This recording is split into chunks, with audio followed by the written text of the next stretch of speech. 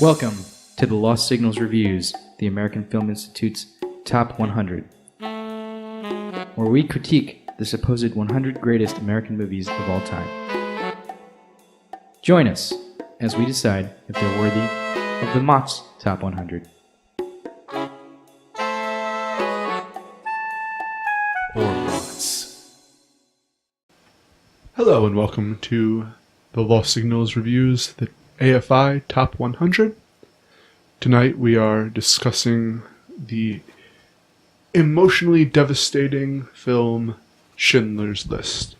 I'm Jonathan Ian Manzer, here with Stephen Ramosi. Hello. And Scott Thurlow. Hello there.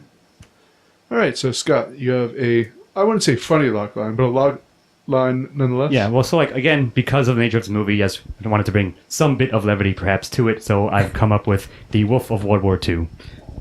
So perhaps that is somewhat relevant and somewhat amusing, but not too much. Well, I'm going to be discussing the plot here, and I'm going to totally misrepresent this film at first. Okay. This is a almost Dickensian story of a young entrepreneur and capitalist who's interested in making money, develops a factory, and over the course of time, he comes to view his workers as people, as lives worth saving, and becomes a socialist in a sense, and gives away his fortune for the betterment of his workers. And I don't think I missed out anything in this. In broad strokes, that is pretty much what happens. He becomes humanitarian instead of, basically a pragmatic, sort of Randian figure, if you will. And in the process, saves 1,200 people from getting horribly murdered. And saves lives in the real situation, so. But to actually discuss this, it takes place during World War II, as we alluded to in our log line. And really, the German ghettoization of Jews that led to concentration camps, that led to mass murder. And Schindler, who is the young entrepreneur, becomes increasingly horrified by what is going on in the Nazi Party, and he decides to his quest in life moves from seeking money to saving people. Yes, and he uses wealth and influence to save his workers as many as he can. It's a horrifying film. It's a very touching film, and a long film, but I think, not to its detriment, actually, I read prior to this that one of the reasons that Spielberg wanted to make this film for a very long time, he just didn't feel comfortable with his ability to handle this material, which I can actually agree with, because it's kind of weird to discuss it. Sure. But he was kind of he became aware of the growing Holocaust denial, so he wanted to give an accurate portrayal of what the Holocaust looked like. And he does a very good job of this. And so I have to give it a strongest threes. Not only is it a great Spielberg work, probably one of his best, if not his best. When he was making good films, was my note. This is one of the best World War II films, and the portrayals of that. So, absolutely, I completely agree. It's obviously it's a masterpiece. If you've never seen Schindler's List, you should. That'll be, obviously I'm going to recommend this, but sure. It's an incredible film. It's 3 hours and 15 minutes long, and it feels pretty long just because it's such heavy material. But I don't think there's really any wasted time in this movie. I think that all of everything that happens on screen goes towards the overall grander plot that's happening and that's being developed throughout this movie, and there's this ratcheting up of tension that happens throughout that's really, really good. And just the height of when the reason that Spielberg is touted as one of the best directors of all time is probably largely because of this movie, and or a big part due to it, for sure. Right. I would say. He's done a lot of other really good movies, I think, in my opinion, but this might be his best one. And there's a reason that I think it's number 8 on the AFI. 8 or 9 or something. We have to have a number offhand. Oddly enough, it might deserve better than that. Yeah, I think it's better than Raging Bull, but we can revisit that another time. It's very specific discussion. But It's an incredible flick, and I agree. I'm going to give it a very strong 3 in this. yeah, don't have much more to add, so I will just bring in the one thing we talked about, like maybe a while back, about the myth of the 3-act like structure in Hollywood. This certainly, like a la The Godfather, has more than 3 acts, I would say. It does and it doesn't. Okay. Do you mind if I... Sure, go ahead. I actually think that the girl in the red dress actually signifies the changing of acts. I mean, I can see that, but I just think, like, because there's a... like, She appears twice. yeah. One. Sure, but I'm just saying, like, it's not a traditional film, of course, and it handles, again, a lot of, like, very serious subject matter, I think, in a very powerful way. It cuts up both the emotion, like, of humans rising, like, from the occasion, also, like, the atrocities that man can commit against man. So, yeah, I'm going to go with a strong 3. You guys are right. It probably is Spielberg's best film. It certainly is a masterpiece and is often described as such, and I would agree with that description, so. Okay, any other comments? All right. Steve, on to you with the themes. Yeah, so I mean, we just touched on a few of them. The atrocities that man is capable of committing when, you kind of egg on a person to be horrible, and like, so not only that, but in terms of like, so you get that in terms of like the people that are just being completely shitty to the Jews as they're being like shuffled off the streets into the ghettos and things like that. But then you have this character, Goth, who is like a straight up freaking monster. And, it just like describes like when you put people like this in command of others, they turn others into more of what they are. It doesn't necessarily make people, like realize how terrible that person is, unless they are the butt of, on the other end. And then on the other side, you have Schindler, who is kind of watching this from afar. He's not really under the command of anybody. He sucks up to the Nazi party so that he can, but for like practical reasons, yeah, so he can make his nut, basically. And I think it's really fascinating to see his transformation from somebody who is completely pragmatic into this character who is almost completely selfless at the end, which I'm sure both of those are somewhat of an exaggeration in terms of the movie. But sure, I mean, to be clear, all these are all based on real events and real characters, so yeah, we didn't say that. Yeah, and I think it's a fascinating thing to watch in terms of his internal struggles and like what that does to him. So I want to slightly contradict, but still build off what you said.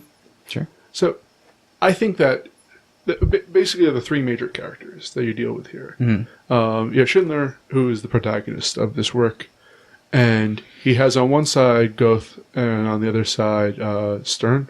Right. And he has more in common with Goethe than he does with Stern. And the thing is, it's almost like it's kind of trite to say, but it's almost like the devil and I knew you might angel and use stuff. That description. But what I think is that because Schindler, actually, I feel Goethe and Schindler, if World War II never happened, might have been friends. They might have gotten along quite well. Well, they even have a scene about that. Yes, and you see Schindler defend Goethe in certain parts, and because war turned Goethe into he might have been more likely to become that he might have started off but it certainly accelerated his where Schindler took a different path, but they both had the kind of selfish qualities to them, and Schindler tried to turn Goethe and Goethe refused because, again, that I guess inherent at the end of the flaw day, to him in a character. Right. But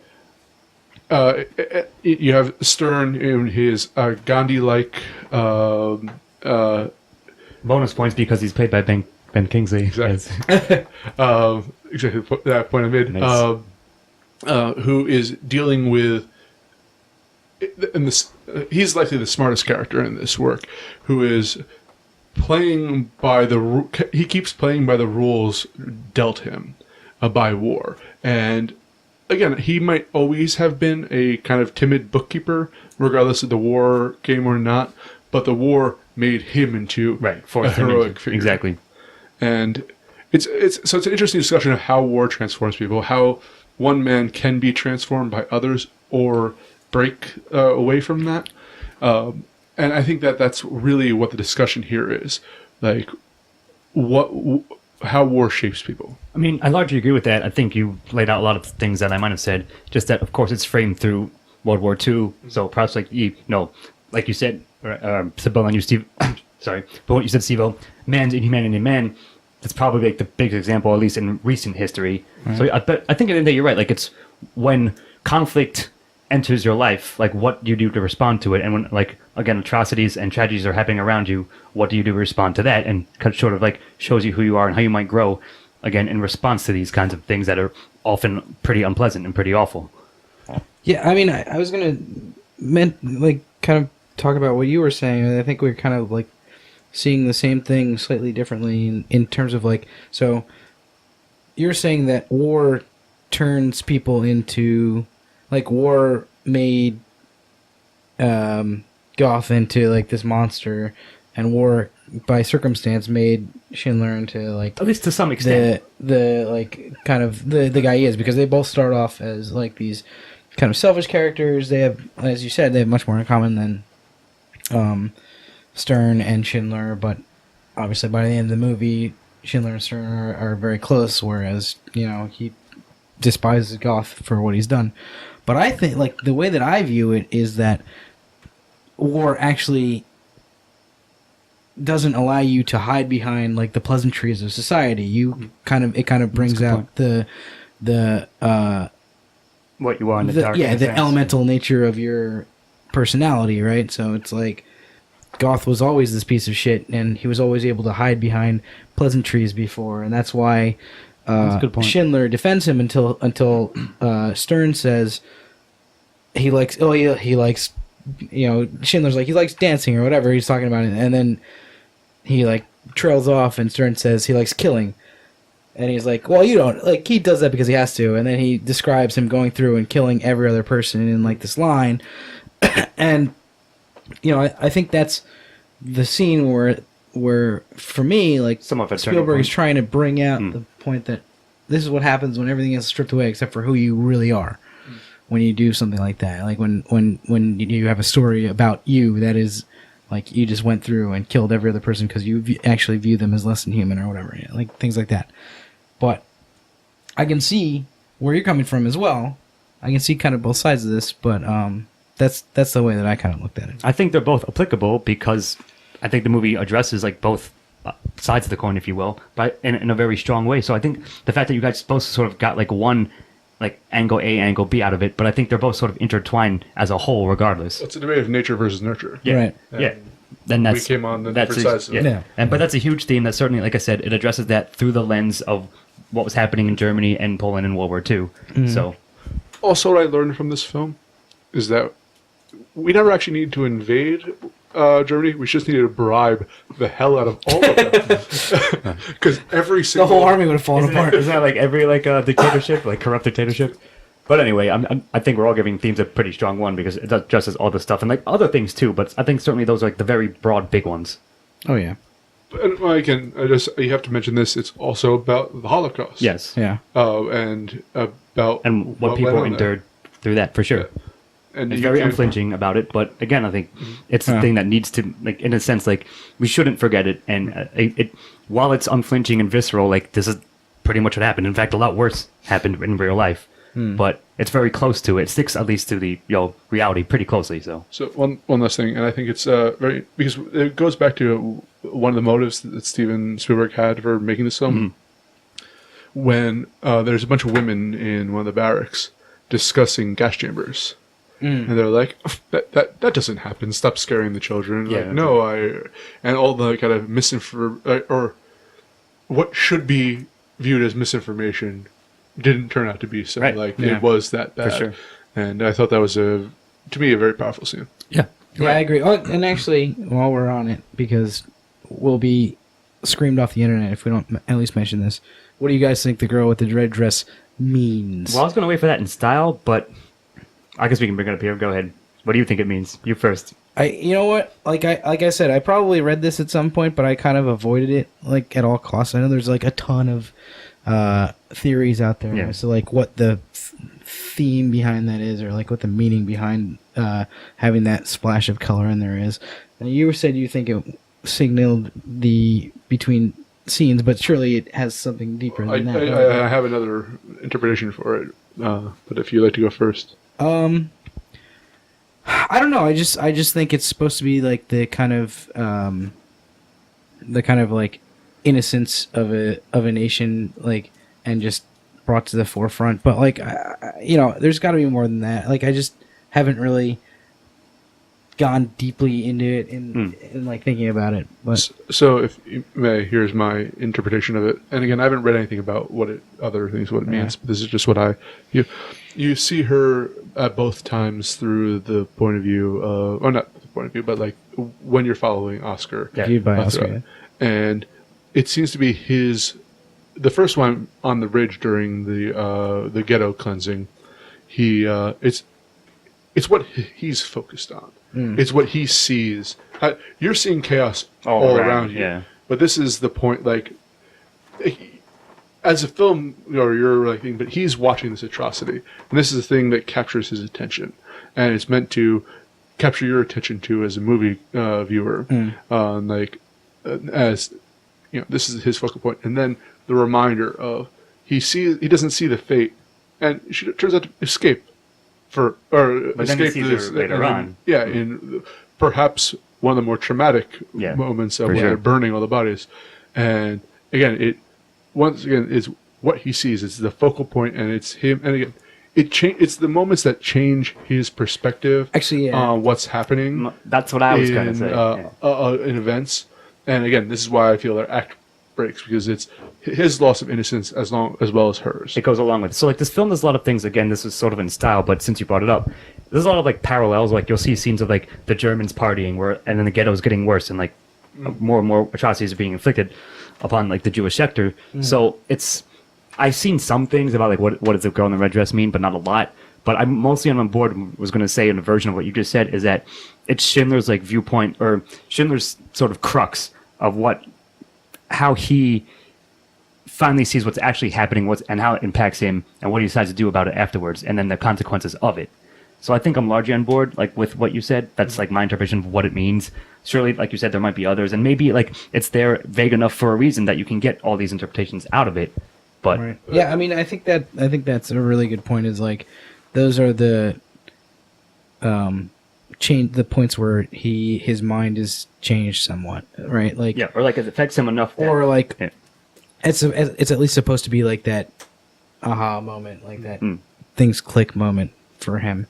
And I mean that makes a lot of sense in terms of like what that is signifying. Yeah, so I think you and I similarly like got that largely like that kind of interpretation out of it. So I think it's effective for that reason, and for probably a lot of other reasons too.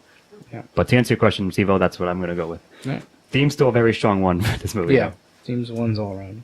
Okay, Scott, on to you with antagonist. All right, so shall we go with the easy answer? Nazis, the Third Reich, perhaps, but I mean certainly that was what's happening again in the reality and the circumstances of the story.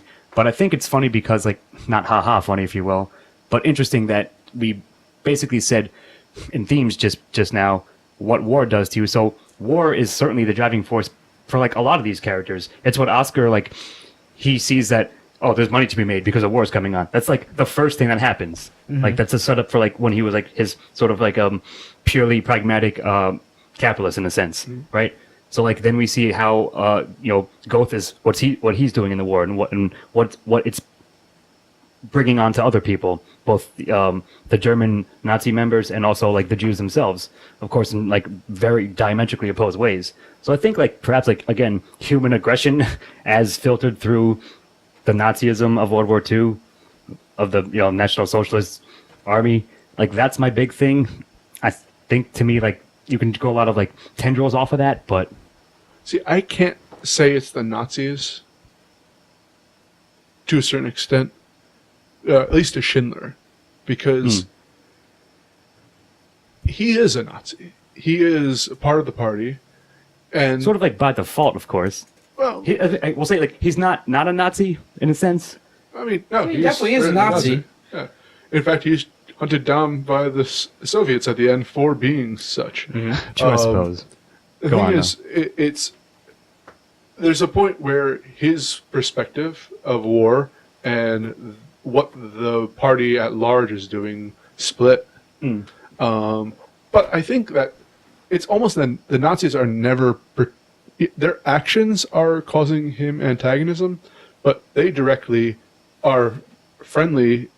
The ones at least we see that he talks to and interacts with, yeah. And even when he gets arrested for kissing the Jewish girl, like they're rushed to his defense. They view him as one of theirs, and that's true. Now, granted, their actions, but I think that your broader spectrum of like their xenophobia and their hatred towards a minority race, and like that's all leading him to the increasing actions they're taking lead him to be antagonized. Spur him, yeah.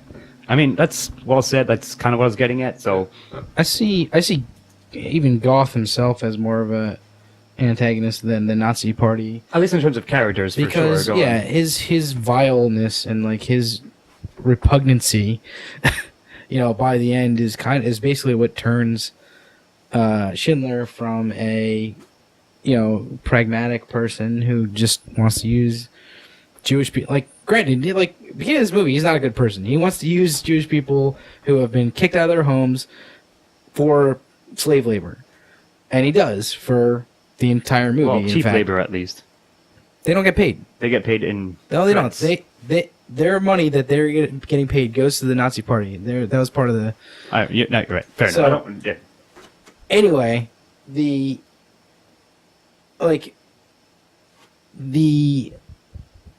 disgustingness of Goth, as it becomes more and more pronounced throughout this movie, is the reason that Schindler becomes the protagonist. Not the protagonist, but like the hero of people that he saves by the end of it. But Goth is, again, this goes back to our argument.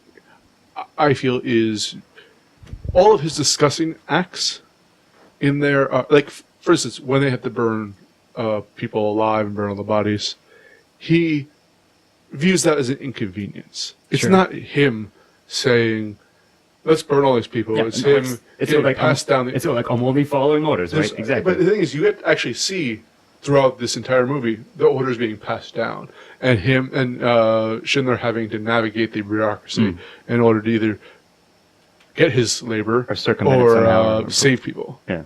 But there's the entire the point is made in this movie that Goth is a repugnant human being. There's a point where he's just sitting. He wakes up in the morning, goes out to his balcony, and starts picking off Jews that he can see, like anybody he can see. There's a point where Stern tells a story about him killing every other person in a line just because somebody lied to him or whatever. There's the point where it's on and on and on. We've all shot people from our balconies. The entire point is that I haven't yet. As Schindler learns how much of a scumbag he is, and human piece of garbage he is, that he turns into what he becomes. Like Schindler turns into what he becomes. So I see Goth as the antagonist. Yeah, personified, and sure, like the shitty, genocidal nature of the Nazi Party itself is also an antagonist. But I'm going to give this a point for Goth himself, and especially because Ralph Fiennes does an amazing acting job in this role. And so that's it. I disagree slightly about Goth, but I'm going to give the increasing nature of the Nazi Party and war a solid one, because they're the greatest antagonists of all time. Yeah, or at least perhaps the most evil, like we said. But yeah, I'm definitely giving this category 1. It's interesting that perhaps we'll talk about it more because I have a bit to say on Goth himself as well, because he's such to sort of have an arc. Like he almost, like Schindler almost at some point, like maybe 2 or 3 points, almost succeeds at like convincing him like, hey, let's treat these people like humanity, like give them, they should be treated like us. Like, let's try to see them as actual people and not like something lesser like you have been. And he almost gets there, right? But of course, then he switches back to being like his vile self, as you were saying, Steve-O. Interesting to that point. And there's a part where he is going over in his head, like pardoning people. Right. After Schindler gives him that speech. And he looks in the mirror to himself and says, I pardon you. I noticed that. And then after, he goes right back to... Exactly. So like he almost gets convinced to like be an okay guy, but never actually does. Yeah, like, you know, the thing is, like, Schindler tricks him into that, right? It's like, oh, you'll be like the true hero, the true king. Right. Yeah, the true king. Sure, he's manipulating him, but at least true strength is pardon people. So it's not like he was like, oh yeah, I really want to be a good guy and like pardon these people because it'll make me a good dude. Maybe, it's like, but I actually have power. He believes that he actually has power if he pardons people. Well, and speak about power for a second, though. You have there's actually a thing where Goethe is beating Helen, is it? Yes. His maid, and it's juxtaposed with the party upstairs. The party where they love Oscar. Three things going on because the wedding's happening at the same time too. That's right. Yeah. Oscar's people love Oscar, and I mean maybe some of them are like love the fact that he gives them gifts and all that, but you see like. I think in a lot of ways that Eamon is jealous of I can Oscar. see that too, yeah, for sure. And they have that discussion of the nature of power, which is a thing we missed in themes, I think. I still think it ties into the war thing, but certainly, like I said, it's there, yeah. But, so, you know what? As the polar opposite of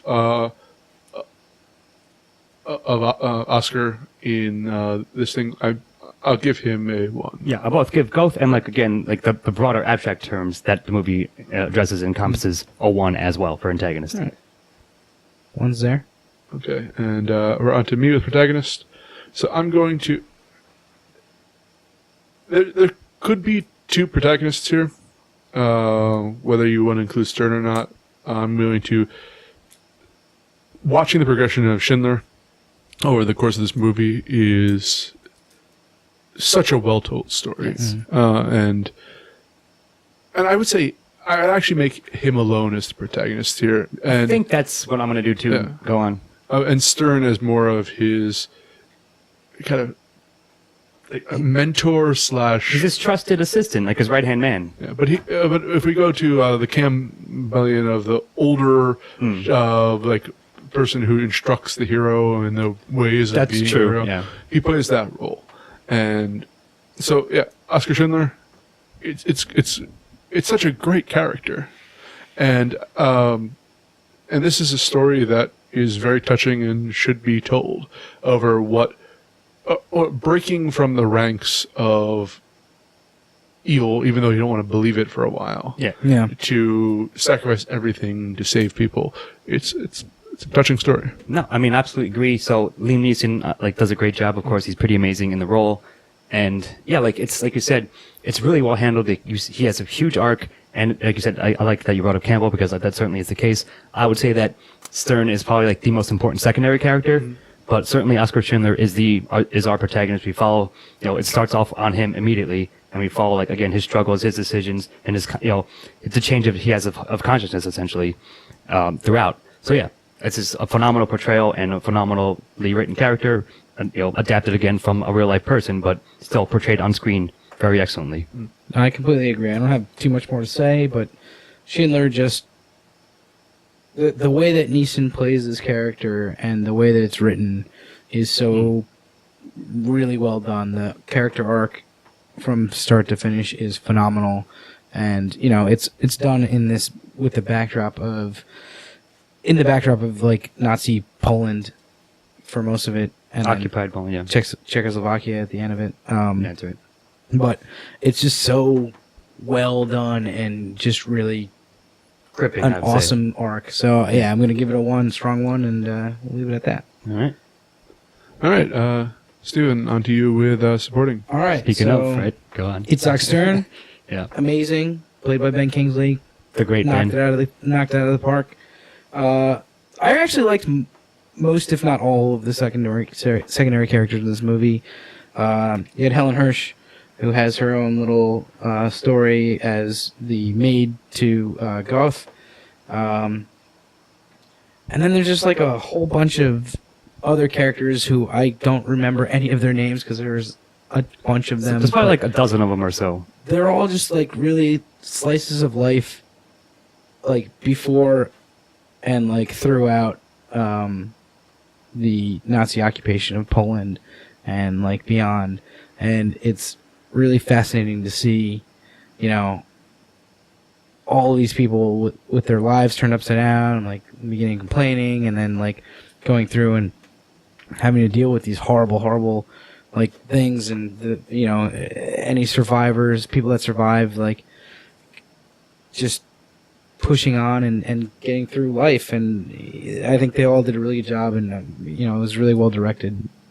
So I'm gonna give it a strong one for that, and I'll let you guys. Yeah, so there's a bunch, but certainly Stern and Kingsley as him does a great job, and they sort of play off each other very, very well. And you can see them. First, they start off sort of again as just business partners out of like sort of a convenience situation, but then they become actual friends and figure out a way. And you're right, like he does sort of play like the compelling like elderly advice role, where he sort of like slyly convinces him. Like, for example, early on he brings a man from the factory to see Schindler, who happens to be one-armed, and just thanks him profusely for giving him a job, which really means he's saved his life. I think that's an important moment for Oscar as well. So there's a whole bunch of things like that. Gets murdered shortly thereafter. But like you said, there's probably like a dozen, like handful of characters where you see like what's happening to them throughout, like in the ghetto, and then they're working for Schindler. Then he tries to move them, you know, when he smuggles them out or arranges for them to be moved and all that. So like, and then you also on the other side, you have like the group of like Nazi officers that Schindler became friends with and then uses as contacts and influence to, you know, get things done. At first, again, practicality, and then later on to again hide the fact that he's saving all these people and rerouting the trains and all that. So I think it all adds up to like a very believable like situation of what was happening. Again, though based on real life. So I'm giving everybody one, but certainly I think Kingsley as Stern like probably stands head and shoulders above most everyone else. So this is based on a book, and it was also, I imagine, based off of a lot of interviews with, because they had at the end a lot of the survivors there. So you got to see, especially like in the Jewish like refugees here, all the different ways that they survived. Yeah. In the one character, a couple of characters becoming cops for the Nazis. You have a couple who, in the black market, the people who became great at hiding it, people hiding in latrines. Yeah. Like little kids hiding in the It was such a moving like portrayal of what actually went down. So going to the Nazis for a moment, they're less characterized in the sense that I don't think they're almost interchangeable. I think it's kind of the point for a lot of them, at least. Yes, like one officer could be the same as the other one. They come across, for the most part, as either like rabid followers of an order, or like people just enjoying the spoils of war and exactly. having a good time when like other people's suffering is all around. So I don't know. I think, but for that thing, I think it was a fairly well balanced portrayal. A realistic portrayal, not balanced. Yeah, realistic is the thing. So to use your term, so I give it a 1. Yep, agreed. And I'm giving it a 10, by the way. I think that's about to happen. I think it's gonna be the case. So Scott, dialogue. Yeah, man. Again, like the script is super strong, and this, like I said, I don't know if Spielberg worked on the script. I don't remember it offhand. We can look it up, but whoever did, I imagine he probably like. I would guess it was him and like a couple other like co-writers, but it's just so fucking like solid that it elevates like a lot of the stuff. And of course, we're gonna get to this in a second with performances, but nevertheless, like the dialogue itself, like people's speech is like what Oscar says to Goth, what Goth says to the officer, like his commanding officer. Like every comment, Stern and Schindler are amazing. Like every time they're on screen. And again, a lot of it, I think, actually, not a lot. Half is credit to like the strength of the script, like I said, the strength of the writing, and the other half goes to the actors and the way they can portray it. So, but the actual dialogue itself, and again, like the interactions between everybody, between Oscar and Helen, between all the families, all the Jewish families, and like what they were going through, everything, like every single thing that is said and exchanged in this movie is pretty top notch. And some of the speeches are like completely standout. So I'm not going to give you any specific ones. I just think it's just a solid one throughout because of the strength of the writing. Yeah, I mean, you said it all right there, man. Like, Sorry about that, but I mean, that's exactly how I feel. Like the dialogue in this, the written dialogue, is really good, but it's even with the subtext. But again, that might be style. You know, like all of that dialogue is elevated so much by the actors, and their performance. But that's not to say that what's on the page isn't amazing. Yeah, exactly. Because it's great dialogue. It's very it's a lot of really heavy stuff, and like all these speeches that are given, like, but they're delivered in such a way that it's even more dripping with like feeling and emotion, and like it's terrific all the way through in terms of dialogue. I have to say, Goth actually has some of the great speeches in there, especially when I was including him when I was saying. So yeah, I mean, I can point out different things, I can gush about it, but I'm going to leave it at one. Yep. Yeah. Okay, and on to me with style. I think that Steve Spielberg's been chasing this film for the past decade and a half. One of you said that earlier, and I think that's somewhat true. I would agree. Well, I'm going to say it again here because that's like stylistically is his best work, and he's known for his style. The black and white with the splatterings of color here, and actually Just one one. splattering. Oh, aside from the end. Well, of the movie. beginning and the end. Yeah, true. But yeah, I think it's visually some of the cuts in this when they're doing the juxtaposition scenes is done incredibly well. I don't know, this is one of his, if not his best work, so I'm going to give it a very strong one. Yeah. The cinematography incredible, the sound design incredible. Yep. Just the making it black and white, having that touch of color with the girl in the red dress is like this fascinating thing that people have been talking about it since this movie came out in 93. 93, yeah.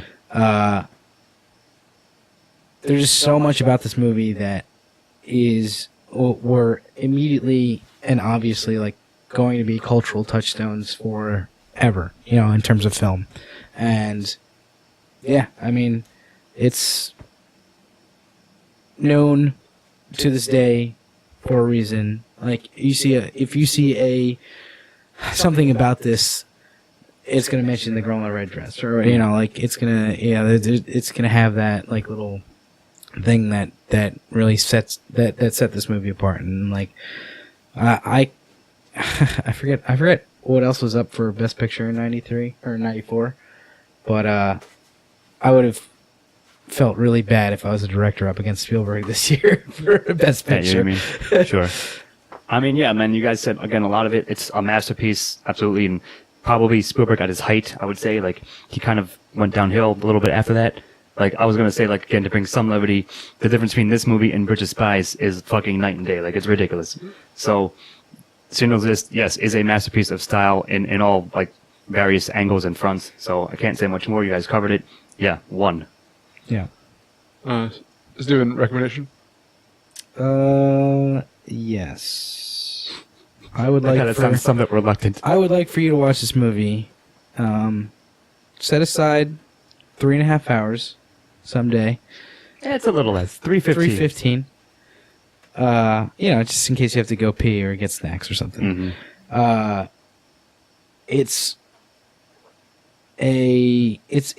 a movie that will change your outlook of the world, especially if you see it like somewhat young.